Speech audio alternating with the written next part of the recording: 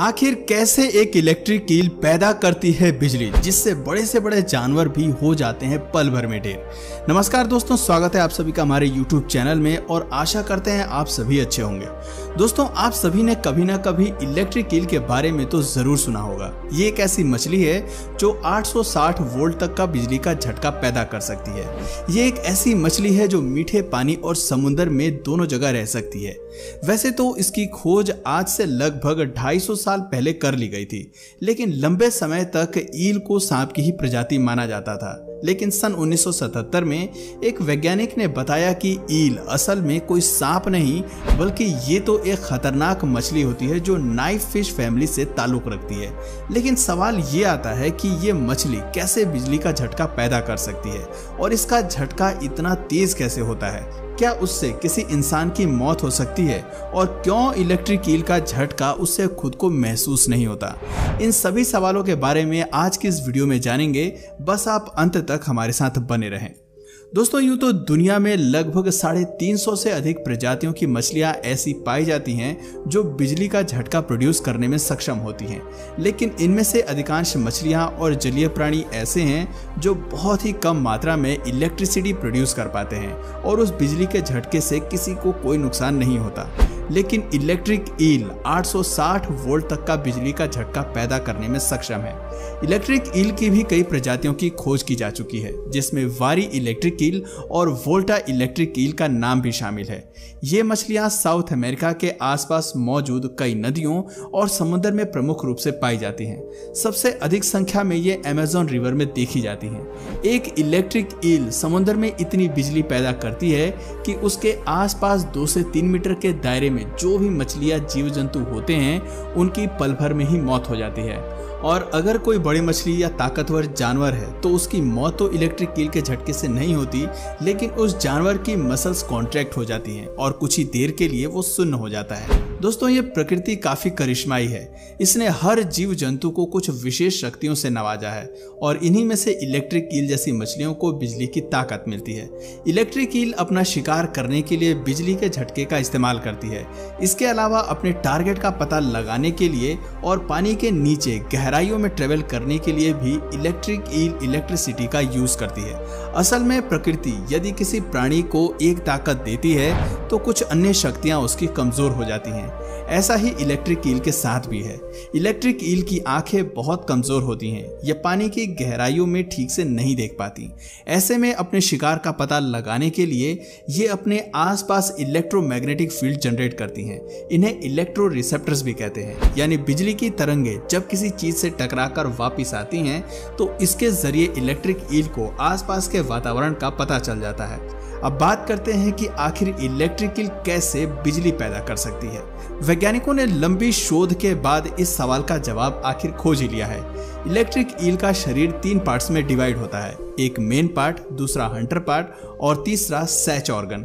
इसमें Sachs organ एक radar और नेविगेशन की तरह काम करता है, यानी इसी के जरिए ईल पता लगाती है कि इसके आसपास क्या हो रहा है, और हंटर पार्ट बिजली का झटका पैदा करने के लिए रिस्पॉन्सिबल होता है। प्रत्येक जीव जंतु की तरह ही इलेक्ट्रिक ईल के अंदर भी लाखों की संख्या में सेल्स मौजूद होते हैं और साथ ही इलेक्ट्रोसाइट्स भी इसमें मौजूद होते हैं। ये इलेक्ट्रोसाइट्स एक बैटरी की तरह काम करते हैं, जिनके अंदर पॉजिटिव चार्ज और नेगेटिव चार्ज मौजूद होता है। जब भी इलेक्ट्रिक ईल को अपने आसपास कोई खतरा महसूस होता है या फिर शिकार नजर आता है तो इसका सेंट्रल नर्वस सिस्टम एक कमांड देता है, जिसके बाद इलेक्ट्रिक ईल अंदर से पावरफुल इलेक्ट्रिक शॉक प्रोड्यूस करती है। ये झटका 600 वोल्ट से लेकर 860 वोल्ट तक का होता है। वैज्ञानिकों की माने तो इस झटके की अवधि केवल 2 मिलीसेकंड तक होती है और एक बार बिजली का झटका देने के बाद इलेक्ट्रिक ईल को दोबारा चार्ज होने के लिए कुछ समय लगता है। किसी भी तरह से बिजली जनरेट करने के लिए एक एनर्जी सोर्स की जरूरत पड़ती है। इलेक्ट्रिक ईल छोटी मछलियों, क्रैब्स और अन्य जलीय प्राणियों को खाकर एनर्जी लेती है। ये मछली पूरी तरह से मांसाहारी होती है।